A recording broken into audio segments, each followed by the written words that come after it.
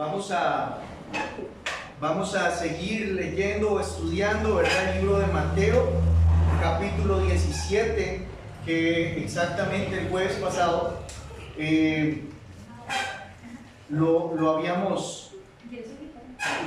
estábamos estudiando, lo estábamos leyendo, lo estábamos desmenuzando, ¿verdad?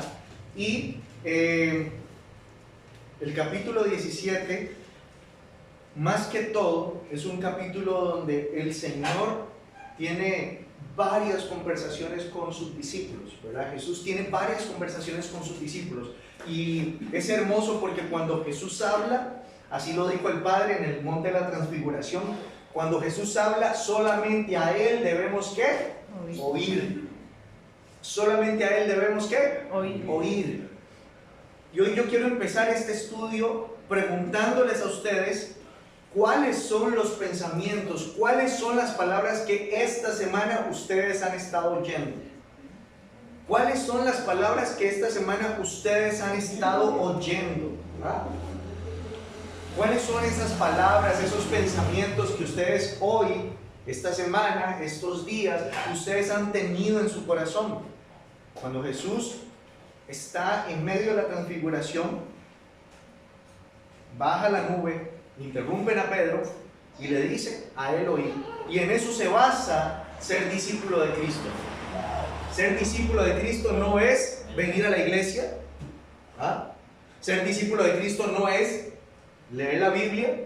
Ser discípulo de Cristo no es diezmar, ofrendar o sembrar. Ser discípulo de Cristo no es pertenecer a una escuela bíblica. Ser discípulo de Cristo no es pertenecer a una congregación. Ser discípulo de Cristo es oírlo a Él. Y cuando la palabra dice oírlo a Él, se refiere a oírlo y a hacer. ¿Ah? A oírlo y a qué? ¿Están conmigo? A obedecer, a hacer. ¿Okay? Entonces, vamos a Mateo capítulo 17. Y me dicen amén cuando lo tienen. Amén. Mateo 17. ¿Ok? Estábamos hablando exactamente, la semana pasada estábamos viendo los últimos versículos del 15 al 21, ¿verdad? Estábamos viendo la semana pasada los últimos versículos del 15 al 21 y decía: Señor, ten misericordia de mi hijo, que es ¿qué? ¿Qué es qué? Lunático. El jueves pasado estábamos hablando un tema tal vez muy tabú, ¿verdad? Entre comillas, para muchas personas, y es la liberación, ¿verdad? Es un tema que tal vez mucha gente ha aprendido a liberar por cómo han visto a los pastores, por cómo han visto, ¿verdad?, los líderes de la iglesia, pero realmente el tema de la liberación es un tema que debemos nosotros guiarlo. Perdón, voy a ver si está conectado. Sí, es la luz. El tema de la liberación es un tema que nosotros debemos de ligarlo a la palabra. Entonces, vamos a poner un poco más de atención en estos últimos versículos para hacer el resumen del jueves pasado. Y dice, el papá llega donde está Jesús, se arrodilla y le dice: Señor, ten misericordia de mi hijo, que es lunático y padece muchísimo, porque muchas veces cae en el fuego y muchas veces en el agua, ¿verdad? Y lo he traído a tus ¿qué? ¿A tus qué? Ojo. Pero no le han podido ¿qué? Liberar. Sanar. ¿Ok? Y respondiendo Jesús dijo: oh generación incrédula y perversa. Él conjuga tanto la incredulidad con la perversión. Una persona que es incrédula para Dios es una persona perversa. ¿Ok? Usted no puede llegar y decir: yo creo en Dios pero no tengo fe en Dios. Eso es imposible. Eso es imposible. Nosotros, la palabra de Dios dice que solamente el que tiene fe puede agradar ¿a quién? A Dios. A Dios. Entonces la palabra nos dice, ¿verdad? Donde responde a Jesucristo, dice: y respondiendo Jesús dijo: oh generación incrédula, ¿verdad? No solamente está hablando a los discípulos, sino a toda la generación que se venía, generación incrédula y perversa. ¿Hasta cuándo he de estar con ustedes? ¿Hasta cuándo os he de soportar? Tráiganlo acá. Y dice el versículo 18, y reprendió Jesús ¿a quién? ¿Al demonio? ¿Quién reprende a quién? Jesús al demonio. Ok, de una vez habíamos abarcado de que el cristiano no está llamado a reprender a Satanás. El cristiano no está llamado a reprender al demonio. El cristiano no está llamado a reprender al diablo o atarlo, a desatarlo cuantas veces se quiera liberar Satanás, ¿verdad? ¿Quién reprendió a quién? Jesús ¿Y quién es Jesús? Dios. Dios. La palabra nos habla claramente que solamente el Señor puede reprender a Satanás. Solamente el Señor puede reprenderlo, ¿ok? Y dice, y reprendió Jesús al demonio, el cual salió del muchacho, ¿verdad? Y este quedó ¿qué? Sano. No dice libre, dice sano, desde aquella hora. Viniendo entonces, versículo 19, los discípulos a Jesús aparte dijeron, ¿por qué nosotros no pudimos echarlo fuera? Jesús le dijo, ¿por vuestra qué? Poca fe. No dice nula fe, no dice cero fe, dice ¿por vuestra qué? Poca. Estamos hablando de que la fe tiene que ser cuantitativa, tiene que tener cantidad, tiene que ser grande. No sé si me estoy dando a entender. Hay gente que viene a la iglesia pero tiene poca fe. Y usted me dice, ¿cómo yo sé que tengo poca fe o que tengo mucha fe? Fácil y sencillo. Si usted es una persona que solamente quiere cubrir su necesidad espiritual con actos o con servicio, es que su fe es poca. Lo voy a poner así. Supongamos que pequé, nadie sabe que pequé, nadie sabe que fallé. Entonces, ¿qué hago yo para poder sentirme bien? Me pongo a servir en la iglesia. José, dígame qué tengo que hacer, porque yo veo, yo para poder sentirme bien, tengo que poner a trabajar mis 5 sentidos. Entre más yo trabaje para la iglesia, entre más yo trabaje para el servicio, entre más yo trabaje para el pastor, mejor me siento y creo que ya soy limpio, creo que ya soy sano, o creo que ya soy libre del pecado. Pero la palabra dice que para usted poder ser libre del pecado, ¿qué tiene que hacer? ¿Qué? Y arrepentirse no es un acto de fe. Y muchas veces lo menos que hacemos es tener fe después de haber pecado. Creemos que para poder, ustedes lo ven pequeño, pero ese es el futuro predicador. Y nosotros creemos que para poder estar en tablas o para poder estar bien con Dios, tengo que servir. Porque necesitamos algo más que la fe. Necesitamos algo más que la fe. No me basta con solamente arrepentirme. Yo necesito demostrarle a Dios que yo de verdad estoy arrepentido. Y creemos que para poder arrepentirnos necesitamos decirlo y hacerlo. ¿En dónde? En la iglesia. ¿Me estoy dando a entender? Se lo pongo así. Jesús llega donde está Marta, donde está Lázaro y donde está María. Y la palabra dice que Jesús entra a la casa de Marta. De Marta. ¿Jesús llegó para que le sirvieran o llegó a dar? A dar. ¿Pero qué dice que estaba haciendo Marta? ¿Estaba qué? Limpiando, estaba afanada. Porque según ella, lo que Jesús quería ver en ella era que ella estaba sirviendo, ella estaba trabajando. Pero ¿quién no estaba haciendo nada? ¿Quién? De las dos, ¿quién es la que está trabajando y quién es la que no está haciendo nada? Marta es la que se supone que está trabajando. Y a la que se supone que todo el mundo debería decirle, no, María, levántese ahí. Por favor. ¿Ah? Por favor, levántese. María, la María. Marta está sudando. ¿Ah? María, que se levante.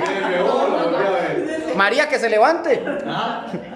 Pero dice la palabra que Jesús, o sea, tras de que Marta está sirviendo a Jesús, a veces tenemos esta actitud, y más que todo en la gente. Ojo lo que le voy a decir, tengan cuidado cuando ustedes sirven en la iglesia, porque tenemos una actitud como Marta. ¿Cuál fue la actitud de Marta? Señor, dígale, perdón, en el buen italiano y en el buen tico, dígale a esa vagabunda que se levante. Ya, por favor. ¿Ah? Dígale a María que se levante, vea que yo estoy sudando. ¿Ah? Entonces Marta está queriendo llamar la atención ¿de quién? De Jesús. Pero María no está queriendo llamar la atención de Jesús. María fue cautivada por la atención de Jesús, que fue diferente. Entonces, ¿qué sucede aquí cuando Jesús le dice a sus discípulos por la poca fe que tienen?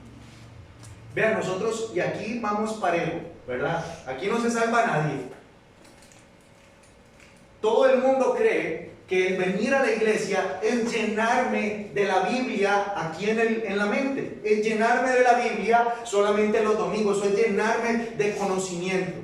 Y escuchamos a una persona hablar de Dios y decimos, uy, yo quiero predicar como Él. Yo quiero ser como Él. Uy, es que yo quiero hablar como Él. Yo quiero cantar como Él. Yo quiero... Y creemos que eso es lo que Dios quiere de nosotros. Ponemos a trabajar nuestro intelecto, ponemos a trabajar nuestros 5 sentidos. La pregunta es, ¿hace cuánto usted no trabaja la fe? ¿Hace cuánto usted no trabaja la fe que usted tiene? ¿Y sabe qué decía Pablo? El evangelio para muchos es locura. La fe para muchos es locura. Usted se acerca donde está una persona enferma y ¿qué es lo que usted va a ir a hacer primero que todo? ¿Ah? No le va a llevar a acetaminofén, porque la fe suya no es llevarle a acetaminofén, la fe suya es orar primero. No, majo, no me venga, tengo dolor de cabeza, ¿para qué viene a orar por mí? Yo necesito un ibuprofeno. Es que Majo tiene tan activa la fe que ella lo primero que piensa, el primer recurso de ella ante cierta situación, ¿qué es? La fe, la oración, cosas que no tienen explicación. Yo creo que ayer estábamos viendo, Mónica y yo, un video ¿dónde era? En National, acerca de la gente que se ha sanado, ¿verdad? Sin medicamentos. La gente que se ha sanado sin medicamentos. Entonces ponían varias cosas, ¿verdad? Y decían que el ser humano tiene el poder para sanarse con la mente. Obviamente ellos quieren buscarle una explicación a la sanidad que no tiene lógica. ¿Qué sucede cuando nosotros estamos en X situación? ¿Cuál es el primer recurso que usted usa? ¿Cuál es el primer recurso que usted usa ante cierta situación? ¿Ah? Agarramos el teléfono y llamamos a la persona que tiene más plata para pedirle plata. Agarramos el teléfono y llamamos a la persona que es mi amiga y la cual me entiende y la cual me oye. Pregunta, ¿el recurso de la fe tiene que ser el segundo, tercero o tiene que ser el primero? El primero. Queremos agradar a Dios con el servicio, pero no tenemos fe para de verdad agradarle a Dios. ¿Cómo se puso Jesús cuando le dijeron? Es que se la traje a sus discípulos. Primero, ¿quién fue el que quedó mal delante del Padre? No fueron los discípulos. Los discípulos hablan del Maestro. Los discípulos hablan del Maestro. ¿Qué dicen de los hijos? ¿De quiénes hablan? No de los hijos, hablan de los papás. Entonces, cuando esto sucede, cuando nosotros no empezamos a actuar, a trabajar nuestra fe, normalmente tienden a hablar de Dios. Y más cuando usted dice que usted es cristiano. Más cuando usted dice que usted va a la iglesia. Más cuando usted dice que usted ama a Dios. Y vuelvo y repito, el tema de la fe es un tema de locura para aquellas personas que normalmente no están acostumbradas a trabajarla.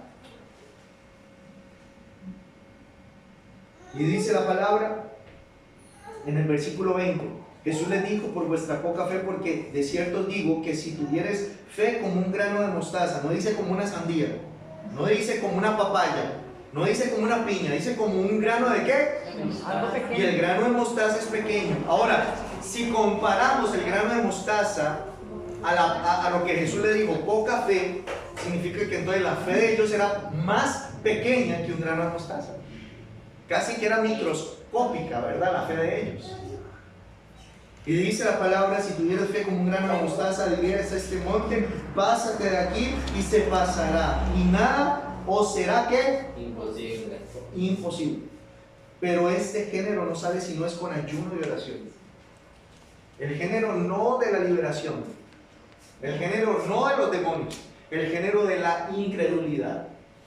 Si usted dice que usted tiene poca fe, ayunemos los viernes, que son los ayunos de la iglesia, como mañana.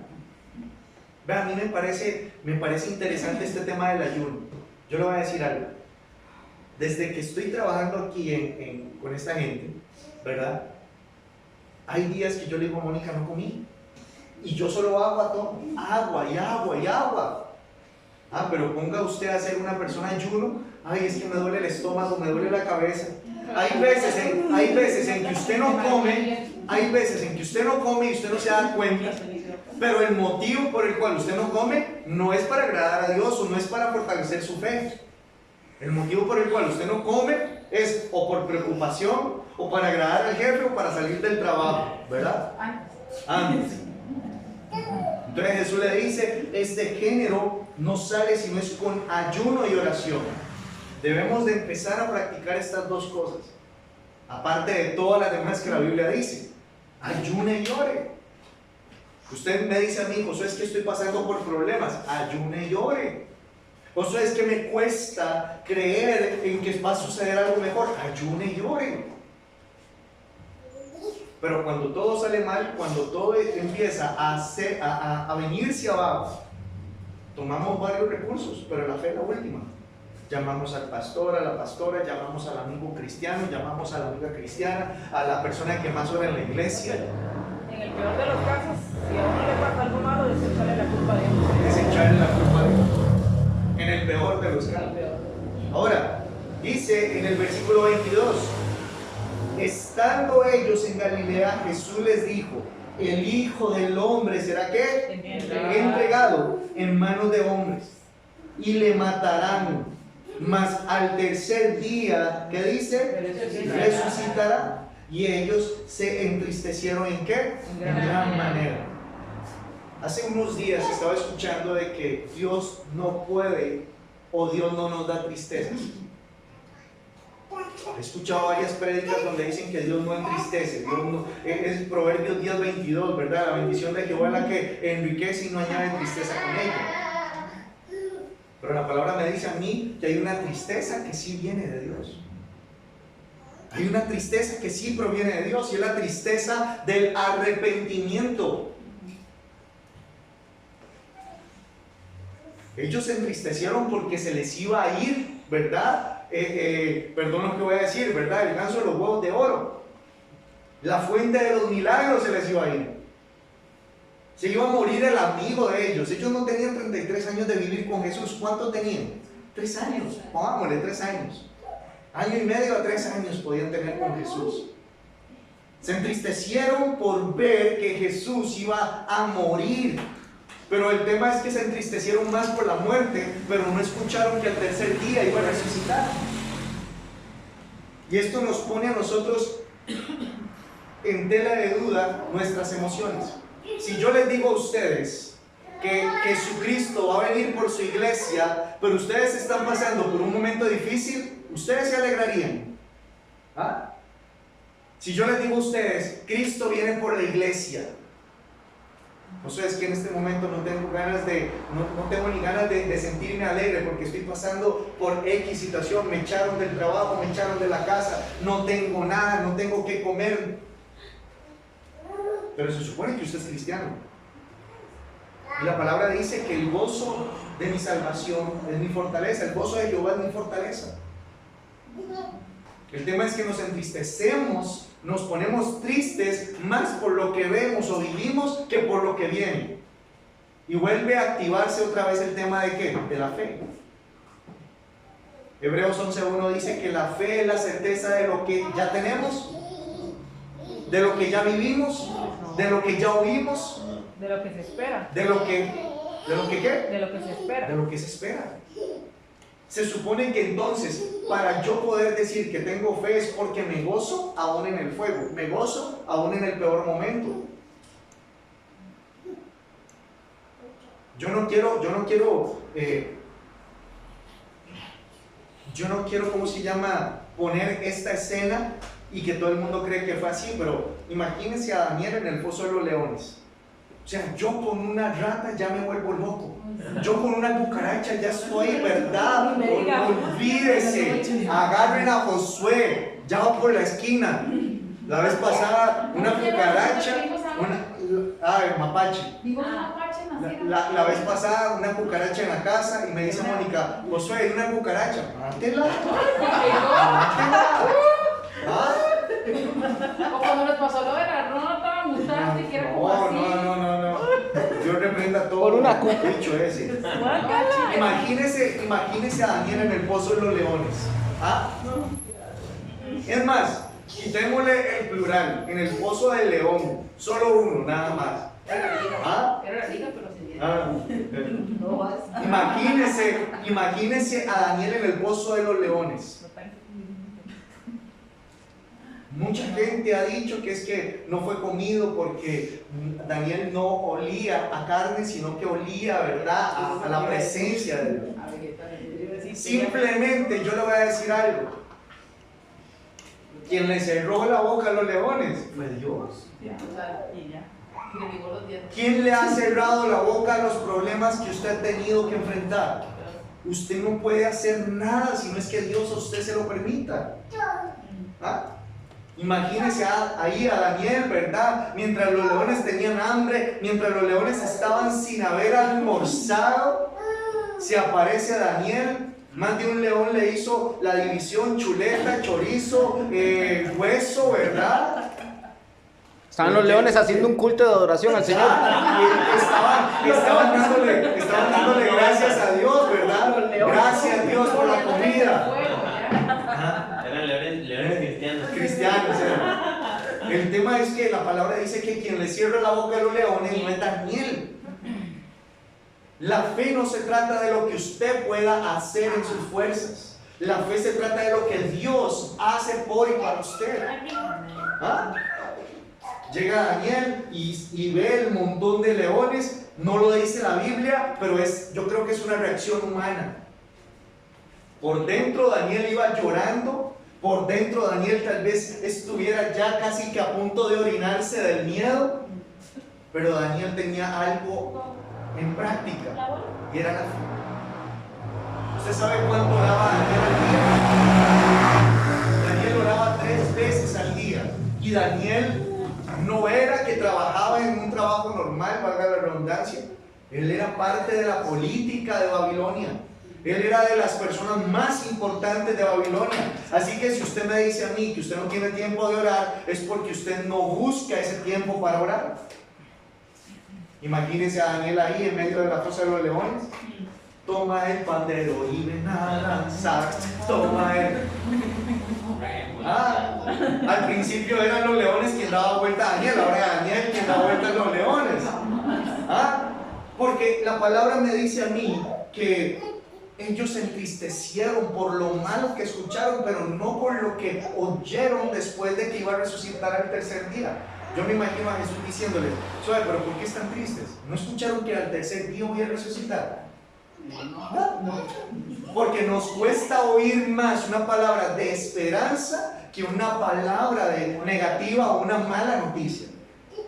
A usted le dice en cualquier momento, ¿verdad?, le queda 3 meses de vida.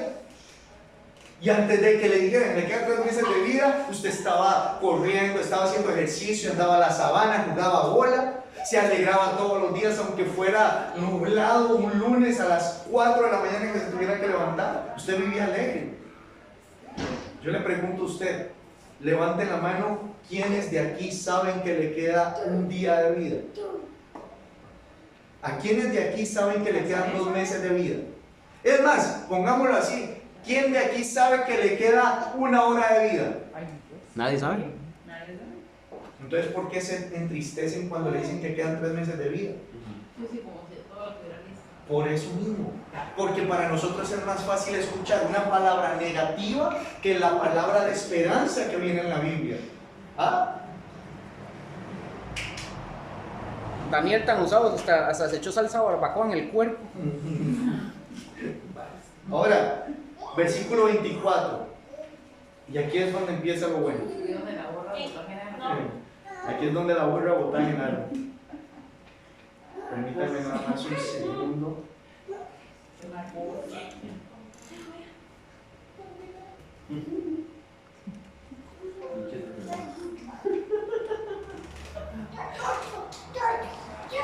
Así la fe de Daniel no vio, agarró salsa barbacoa y hace todo así. Aquí estoy, Ellen. Los leones. No, También nada más un segundo porque perdí la chiva. ¿Verdad que era? Daniel es el que se fue con el uniforme. Sí, también.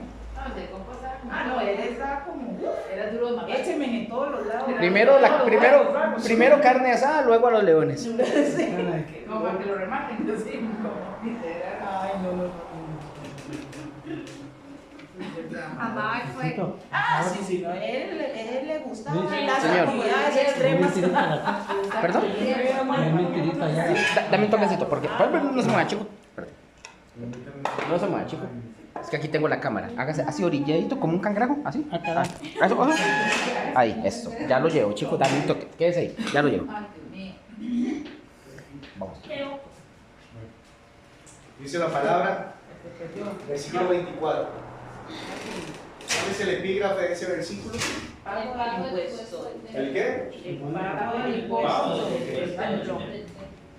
Cuando llegaron a Capernaum, vinieron a Pedro los que cobraban los 2 dracmas, las 2 dracmas, y le dijeron, ¿vuestro maestro no paga los 2 dracmas? Versículo 25, él dijo, sí. ¿Qué dijo él? Sí. Y al entrar él en casa, Jesús le habló ¿qué? Primero, diciendo, ¿qué te parece, Pedro? ¿Qué te parece, Simón? Los reyes de la tierra, ¿de quiénes cobran los tributos o los impuestos? ¿De los hijos o de los extraños? Pedro le respondió, de los extraños. Jesús le dijo, luego los hijos están exentos. Versículo 27. Sin embargo, para no ofenderles, ve al mar, echa un anzuelo y el primer pez que saques, tómalo y al abrirle la boca hallarás un estatero. Tómalo y dáselo por mí y por ti. ¿Ok?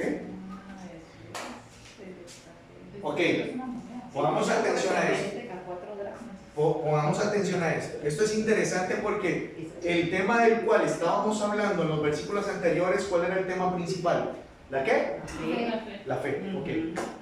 Oiga esto, llegan a Capernaum y a Pedro lo atrapan, lo encierran, ¿verdad? Los que cobran el impuesto. Y le dicen, ¿acaso tu maestro no paga impuestos? Y le dicen, sí, claro, obvio. Nosotros estamos ante la ley súper bien. Cristianos que están ante la ley completamente limpios, ¿verdad? Orden, ¿verdad? El cristiano no puede estar desligado de la ley natural. Limpios en todos sentidos. Usted no puede llegar y decir que usted es cristiano cuando usted se salta los semáforos en rojo, cuando usted por allá roba uvas en el más por menos. Usted tiene que estar completamente ante la ley bien. Y Pedro le dice a Jesús, Pedro le dice a las personas, sí, claro, nosotros pagamos los impuestos, Jesús paga los impuestos. Y dice que la palabra, esto es interesante. Al entrar en la casa, en el versículo 25 dice, y al entrar en la casa, Jesús le habló de qué? Jesús le habló qué? En el 25, versículo 25. Primero. ¿Le habló qué? Primero. Pedro iba entrando para decirle a Jesús, saque la plata, dígale a Judas que saque la bolsita porque ya nos están cobrando, ¿va? Ya nos están cobrando el mes, ¿verdad? Y necesitamos pagarlo. Pero Jesús le habló primero. Qué interesante es que cuando nosotros vamos a orar y le vamos a decir a Dios, Señor, ¿qué me pasa? Y Jesús dice, tranquilo, voy a hablar primero yo. Suave un toque, ya sé a lo que viene usted. Usted sabe que en el versículo 25 lo que se ve reflejado es la omnipresencia de Dios y la omnisciencia de Dios. Pedro no había hablado cuando ya Jesús sabía lo que iba a venir a decir. ¿Por qué Jesús lo sabía? Porque Él estaba allí. Él estaba a la par de Pedro, Él escucha todo. Jesús no es orejón, pero Él escucha todo. Y dice la palabra que Jesús habló de primero. Si usted quiere de verdad resolver el problema en el que usted está, deje que Jesús hable primero. ¿Por qué nos cuesta tanto escuchar a Dios? Nuestras oraciones, ¿saben cuáles son nuestras oraciones? Hablar, hablar, hablar, hablar, hablar. Y cuando le toca a Jesús hablar, suave Jesús, vea la hora que es, tengo que levantarme temprano. Chao, amén. Gracias. Sí, Padre Cielo que estás en el nuestro. Y llegamos a orar cansados. Llegamos a orar cansados. Y lo menos que hacemos es escuchar a Jesús. Y usted me dice a mí, Josué, ¿cómo yo puedo escuchar a Jesús? En la Biblia. Lea la Biblia. Lea la Biblia. Y dice la palabra que Jesús, cuando Pedro entró a la casa, Jesús le habló de primero diciendo, ¿qué te parece, Simón? Los reyes de la tierra, ¿de quiénes cobran los tributos o los impuestos? ¿De sus hijos o de los extraños? ¿Ah? Yo no he visto ningún político, ningún rey, ¿verdad?, que primero le cobre a los hijos y después le cobre a la gente afuera. Ellos le cobran de una vez a la gente, a los extraños. Mi pregunta es, en esta parábola, para ponerlo así, en este ejemplo, ¿cuál de los dos es hijo y cuál de los dos es extraño? Pedro está hablando con Jesús, o Jesús está hablando con Pedro, y le dice, de los reyes, ¿a quiénes le cobran? ¿A los extraños o a los hijos? Está hablando de dos tipos de personas. Y están hablando dos tipos de personas, Jesús y Pedro. Si fuera así, ¿quién es más hijo que el otro? Se supone que Jesús es más hijo que Pedro. ¿Ah? Se supone que Jesús es más hijo que Pedro. Se supone que Jesús es más rey que los reyes. Gracias. Y le dice Pedro, y obviamente los extraños. Ahora, Jesús le dice, ve y saca del primer pez una moneda y paga lo tuyo y lo mío. Pregunta, ¿quién pagó? ¿Quién fue el que no pagó? ¿A quién le preguntaron? ¿Y quién fue el que respondió? A Pedro le preguntan, Jesús responde. Y cuando Jesús paga la deuda la de Pedro y la deuda de él. Esto que vemos aquí es lo profético de lo que Jesús iba a hacer en la cruz. Jesús pagó los impuestos que a usted y a mí nos tocaba pagar. Vuelvo y repito a decir, Jesús pagó los impuestos que a usted y a mí como extranjeros nos toca pagar. Y Jesús dijo, saque el primer pez, abra la boca y de esa moneda paga lo suyo y lo mío. Ahora, vamos a Éxodo capítulo 30.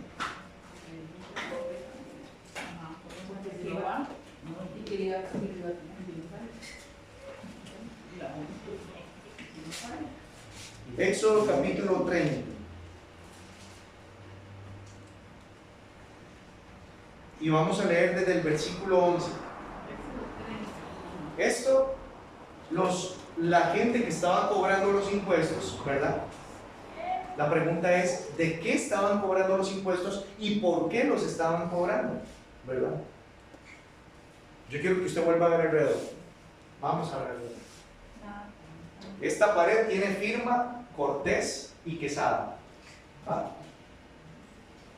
Esa pintura tiene firma de alguien que ya no está, pero gracias a Dios se ve menos verde. Este lugar ha tenido sus remodelaciones. Lo hemos embellecido este lugar. Se ve mejor. Pero ¿fue por obra y gracia del Espíritu Santo? Bueno, obviamente, porque si no tuviéramos al Espíritu Santo no tendríamos vida. Pero ¿quién apoyó a la remodelación de esto? Los diezmos, las ofrendas, las semillas.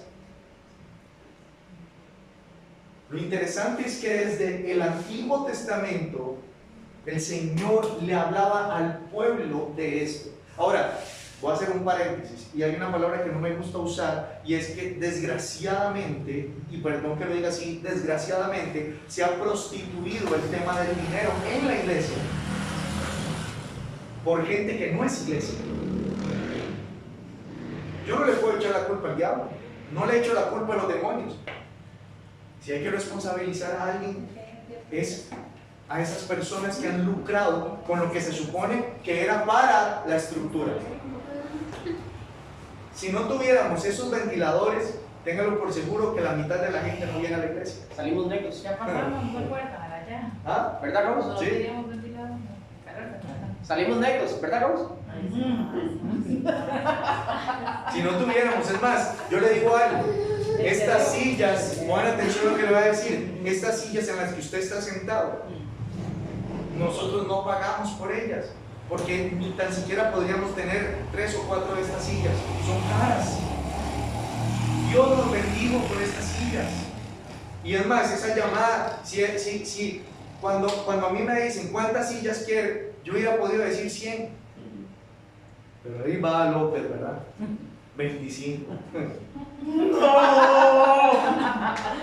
Para que se den cuenta. Ahora, hay cosas de las cuales este lugar necesita. Yo trabajo, Mónica trabaja, y no es por ofenderlos, pero no necesitamos del dinero. Pero la estructura sí. Los niños sí necesitan. Nosotros tenemos ahí en el aula de los chicos las galletas, tenemos pensado hasta en comprar una refrigeradora pequeña para tener los jugos de los chicos. Esto no se trata de lucrar, esto se trata de el espacio en el cual usted se siente cómodo. Y es más, yo le digo algo, hay un libro que se llama Radical de David Platz. David Platz, y este hombre narra de cuando fue a China. Le tocó viajar con casi 24 horas para llegar al lugar, ¿verdad? Y dice que cuando él llega al lugar, llega a un lugar pequeño y espera a la hora, ¿verdad? Tenían que estar a las 7, y él a las 7 ve la gente donde empieza a entrar. Este lugar, pongamos lo que era en este lugar, y empiezan a ver a los chinos entrando, ¿verdad? La cuestión es que ve que se llena, pero hay algo y no hay sillas. Y ya cada uno sabía dónde sentarse, ya cada uno sabía dónde llegar a sentarse. Y dice él que cuando él ve esto, se le paran los pelos, ¿verdad? Y dice, ok, Señor, yo sé que me trajiste para aprender algo. El culto no duró 2 horas, duró 7 horas. 7 horas. Y usted veía a todas las personas que estaban en ese lugar sentados en el piso frío y apuntando, ¿verdad? Apuntando. Cuando termina el culto, se le acerca a uno de los que estaba ahí y le dicen, ¿sabe qué? Yo espero de verdad algún día llegar a ser como ustedes. Y le dice a él, ¿cómo? Es que ustedes saben mucha Biblia, ustedes saben demasiada Biblia. Y se acerca y le dice a David Platz, ¿verdad? Un evangelista, y le dice a él, no, yo oro para que nosotros llegamos a ser como ustedes. En la iglesia, estamos a 20 minutos de la iglesia y no vamos. Si no hay sillas, no llegamos a la iglesia a sentarnos. Y esta gente pasan 10 horas para llegar al lugar, se sientan en un piso frío. Si nosotros estuviéramos en otros lugares, es más, yo no sé para dónde lo va a llevar Dios a usted. Y si una de mis oraciones puede ser, Señor, no los lleves a lugares cómodos, no los lleves a lugares cómodos, no los lleves a lugares donde ellos se acostumbren rápido. En Talamanca, para llegar a la primera iglesia tienes que caminar 4 horas de ir y 4 horas para la casa, en medio de la lluvia, esté lloviendo o no esté lloviendo. Esto que tenemos aquí es cómodo, y aún así tan cómodo que no lo valoramos. Y no me refiero a Gosén, me refiero a cualquier iglesia en la que usted haya ido. Por más piso de tierra que sea la iglesia, por lo menos tiene usted donde sentarse. Ahora, estos impuestos que estaban cobrando no era propiamente solo a Jesús, era todos los judíos. Ahora, el versículo 11 de Éxodo 30 dice el por qué estaban cobrando los impuestos. Y dice, habló también Jehová a Moisés. ¿Quién? ¿A quién? Jehová. Ok, ahí quien está dando la orden, ¿quién es Moisés? Quien está dando la orden, ¿quién es el pastor? No. Y dice, cuando tomes el número de los hijos de Israel conforme a la cuenta de ellos, cada uno dará. Este verbo es el que normalmente nosotros no queremos oír. ¿Cuántos Dios los ha bendecido con un trabajo, o los ha bendecido con una profesión, o los ha bendecido con recursos para generar? ¿Usted cree que Dios a usted le dio el trabajo solamente para que a usted los jefes le estén diciendo qué hacer o qué no hacer? No. Dios a usted le dio lo necesario para que usted generara. Hay una imagen que me impresiona, y es un señor que está con sus dos manos y sus dos pies sentado en la orilla pidiendo plata, mientras va pasando un señor sin las dos manos guindando tarros de arena y tarros de piedra. Nadie en la tierra puede decir que Dios lo mandó para sufrir, o que Dios lo mandó para que se quedara como la maceta del corredor no pasa. Todo lo que usted y yo tenemos es porque Dios quiere que generemos. Ahora, yo le voy a decir algo. Cuando el Señor nos dio la visión de la iglesia, no nos dio una visión de 10,000 personas, no nos dio una visión de 5,000 personas, no nos dio una visión de una iglesia enorme. Nos dijo, vayan y prediquen el evangelio, y el lugar donde ustedes van a estar va a ser refugio para la gente. ¿Cuántas veces usted ha visto que en un hotel lo agarran de casa? No, el hotel es hotel pasajero. El anhelo de Mónica y mío es que usted pueda crecer paralelamente en lo espiritual como en lo terrenal. Qué hermoso es que el día de mañana nos diga Adrián y Mariela, pastores, nos vamos porque el Señor nos mandó, ¿verdad?, para la China. Qué chiva es cuando llegue la gente a la iglesia y nos diga, gracias por el tiempo que nos han bendecido, pero el Señor nos mandó a... El Señor nos mandó a... Ese es el mejor de los regalos que uno puede recibir. Ay, Señor, ¿por qué tenemos tan poca gente en la iglesia? Es que Dios no te mandó a tener una iglesia grande. Dios mandó a predicar el evangelio. Y dice la palabra, versículo 12: cuando tomes el número de los hijos de Israel conforme a la cuenta de ellos, cada uno dará a Jehová, ¿a quién? El rescate de su persona, el rescate de su persona. Cuando los cuentes para que no haya en ellos mortandad, cuando los hayas contado, esto dará todo aquel que sea contado, medio ciclo, conforme al ciclo del santuario. El ciclo es de 20 jeras, la mitad de un ciclo será la ofrenda. Todo el que sea contado de 20 años para arriba, aquí el que es excepción es Teo, a no ser de que Rochelle también se ve joven, pero aquí todos somos mayores de 20, unos aparentan más. Y dice, versículo 14, todo el que sea contado de 20 años para arriba dará, ¿qué? La ofrenda a quién. ¿Okay? Ni el rico aumentará y ni el pobre disminuirá del medio ciclo cuando dieren la ofrenda a Jehová para hacer expiación por vuestras ¿qué? Personas. Y tomarás de los hijos de Israel el dinero de las expiaciones y lo darás ¿para qué? ¿Para qué? Para el servicio del tabernáculo. ¿De qué? ¿Qué hacemos aquí? Reunimos. Y será por memorial a los hijos de Israel delante de Jehová para hacer expiación por vuestras personas. Ok, vamos a ver. Si usted no lo sabía, el dinero que aquí recogemos, que aquí ustedes dan de corazón, es tanto para las instalaciones.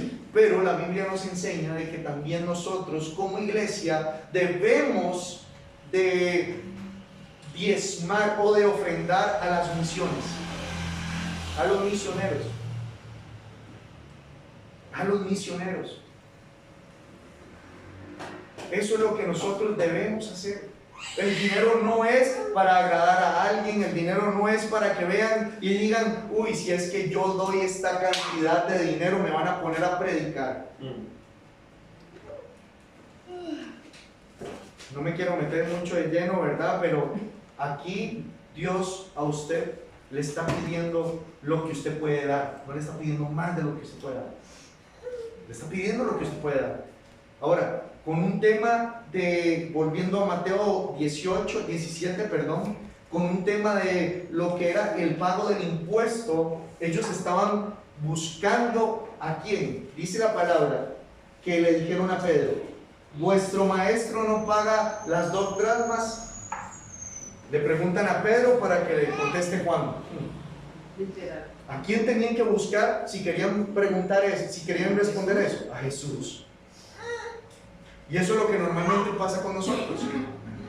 La gente, cuando sabe que usted es discípulo de Cristo, te pregunta y te dice, usted puede orar por mí, es que usted ora, es que Dios la escucha más a usted que a mí. ¿Cuántos hemos pensado o hemos dicho o hemos escuchado eso? Ah, es que usted ora, es que Dios a usted lo escucha más. Ellos podían haberle preguntado a Jesús, pero no lo hicieron. Y dice, Jesús le dijo al entrar en la casa, y le habló primero diciendo, ¿qué te parece, Simón, los reyes de la tierra, de quiénes cobran los tributos o los impuestos? ¿De sus hijos o de los extraños? Y Pedro le dijo, de los extraños. Jesús le dijo, luego los hijos están exentos. Están exentos. Ahora, yo le quiero decir algo a usted. Desde que murió Jesús en la cruz por usted y por mí, en el momento donde usted lo recibe en su corazón, en el momento donde usted lo acepta como su Señor y Salvador, en ese momento usted está exento del pago que usted tenía que hacer.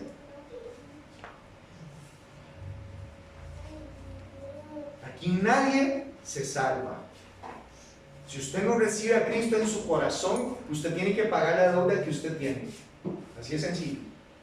Si usted no recibe a Cristo en su corazón y no camina conforme a lo que la palabra de Dios dice que debemos de caminar, vas a tener que pagar la deuda, vas a tener que enfrentar el tribunal solo. Y delante del juez, delante del gran trono de Dios, nadie se salva.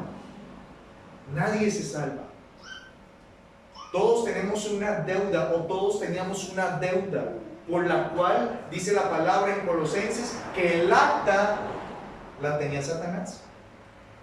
Su vida la tenía el diablo. Ah, Josué, no diga eso, se oye feo. Es que era así. Su vida estaba en manos de Satanás. Y usted dice ahora, es que los problemas que tengo después de recibir a Cristo en mi vida son peores. No, dele gracias a Dios de que no estás en manos de Satanás, estás en manos de Dios. La palabra de Dios dice que estamos en el hueco de su mano. 27. Sin embargo, para no ofenderles, ve al mar y echa el anzuelo. ¿Y qué dice? Y el primer pez. Algo que tiene Jesús, algo que tiene la palabra de Dios es específica. No dice, saque el pez. Dice, saca el ¿qué? El primer pez. La palabra de Dios es específica. Cuando Dios a usted le dice que cambie, Él no te dice cambia todo lo malo que tienes. No, Él te dice lo específico que tienes que cambiar.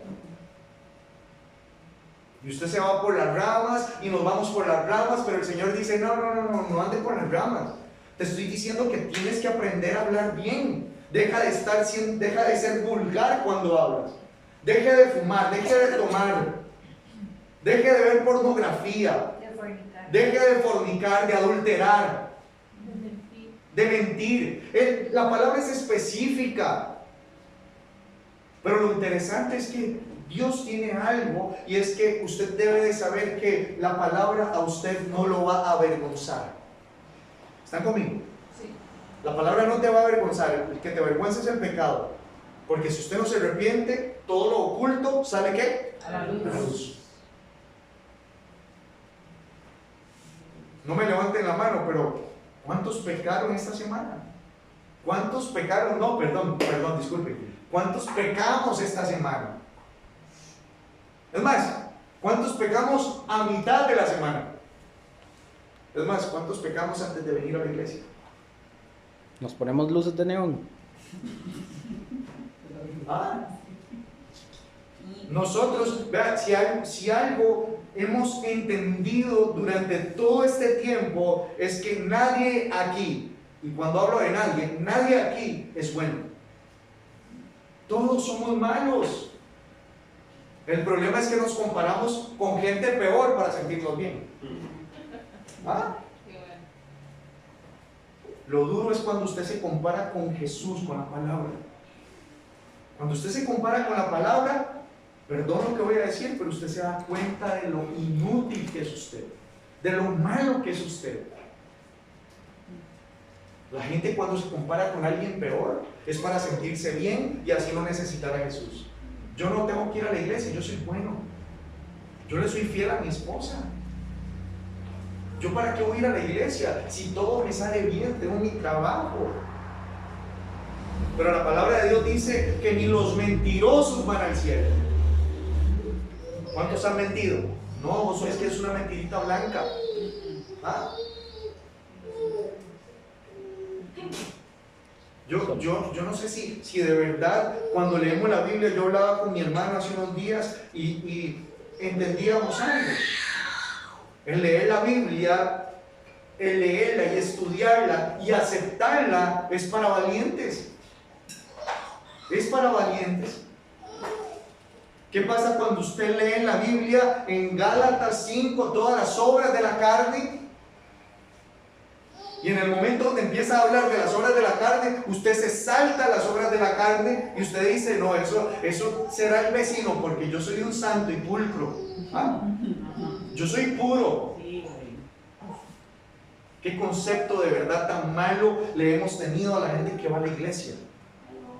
¿Qué concepto tan mal es lo que tenemos cuando alguien dice, es que voy a la iglesia? Ah, pero véala como viste, véala como habla.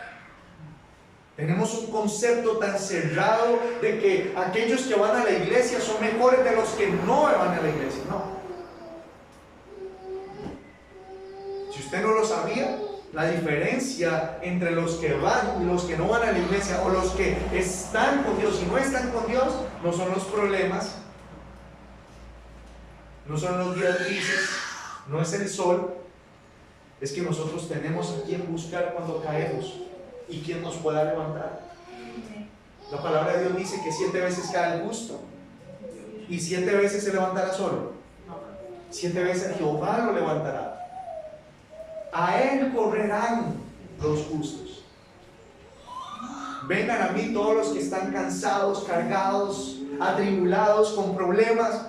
Jesús quería toda la gente mala. Jesús, yo me acuerdo yo en el colegio cuando ponían los 2 equipos de fútbol, a mí me escogían de último y ni tan siquiera para jugar, era para ser aguatero.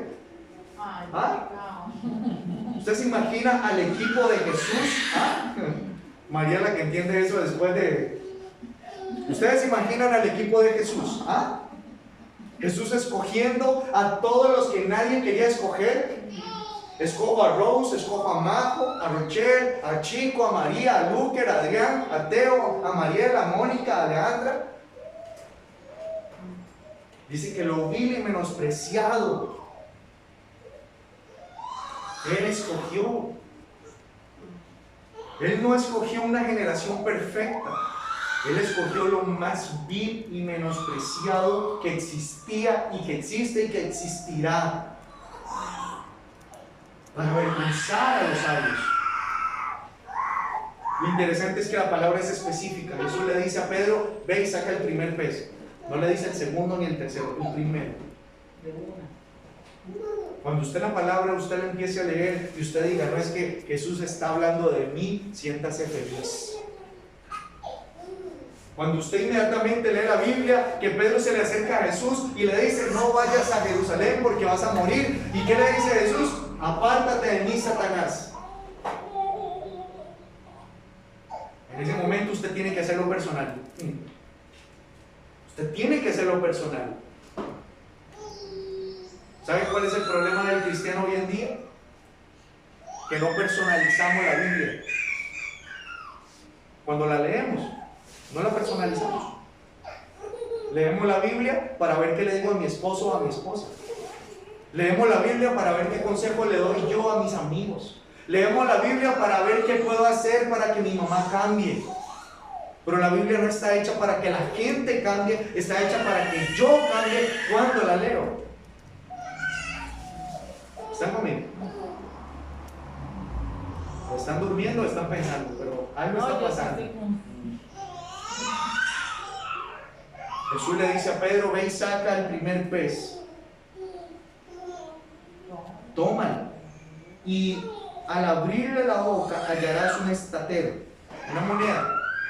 Tómalo y paga lo tuyo y lo mío. Voy a terminar con esto. Hay un estudio muy interesante.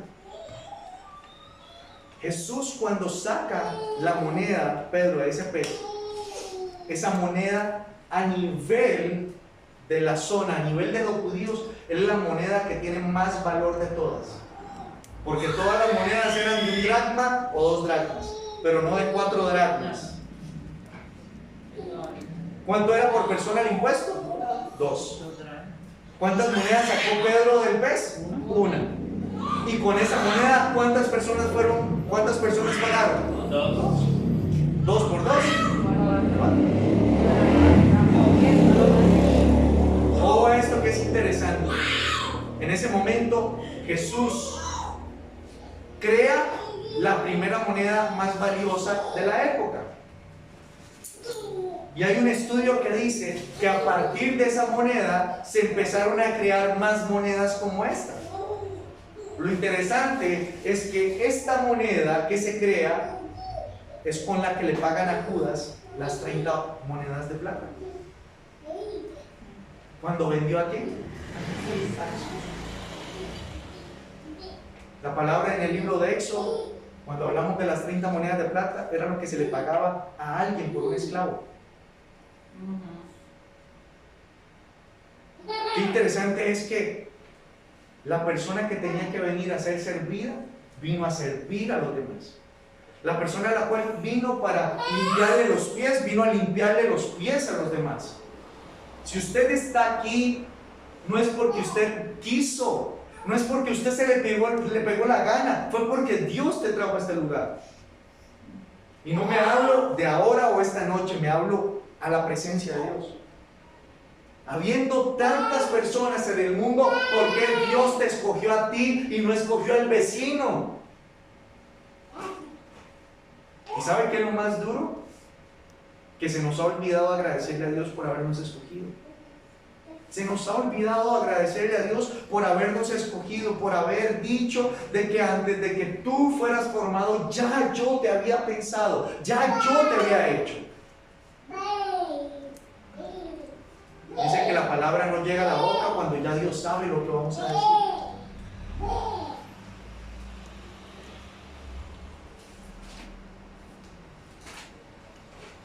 Paz, voy a agregar algo ahí. Cuando iniciamos jóvenes, hicimos un estudio sobre José. A José lo vendieron los hermanos por 20 monedas de plata. 20 monedas de plata son aproximadamente $200 hoy en día. Es decir, que Judas vendió a Jesús por 30 monedas, es decir, $300 hoy en día. Sí, es más, el estudio dice, eso es interesante, de $90 a $3,000 está aproximadamente. Y eso que acaba de decir Adrián, Jesús fue vendido por un monto miserable. Un monto miserable. Es como cuando usted ve a la gente en la calle pidiendo plata. Deme 10 colones, deme 15, 20 colones.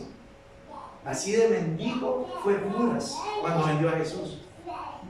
Lo interesante es que cuando relacionamos Éxodo con la venta de Jesús, que puedo decirlo fielmente, fue el peor negocio que alguien en la vida haya podido hacer. Vender al Salvador por 30 monedas de plata. Y lo bueno es que está registrado. Cuando leemos esto y relacionamos Éxodo con la venta de Jesús, Es como que Judas vendiera a Jesús como si Jesús fuera propiedad de Judas, como si Jesús fuera esclavo de Judas. Lo interesante es que Jesús en Filipenses 2 dice la palabra que dejó su trono, dejó esa gloria, esa realeza para venir a la tierra y morir por nosotros. Jesús literalmente se hizo esclavo por usted y por mí. Jesús, oiga esto, los discípulos normalmente buscaban a un rabino para que les enseñara. Lo interesante es que los discípulos de Jesús no buscaron a Jesús para que le enseñara. Fue Jesús quien buscó a los discípulos para enseñarles. Tras de eso no le damos gracias a Dios. Pensamos que estamos aquí por lo que sabemos, por lo que somos, por lo que tenemos. Que somos cargas, que somos inteligentes.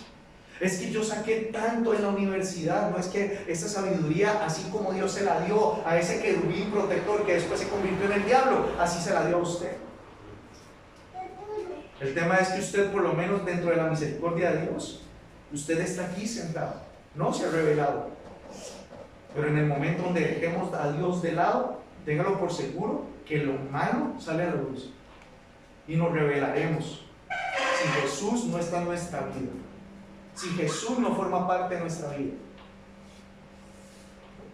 La palabra de Dios dice, y vamos a ponernos de pie para orar.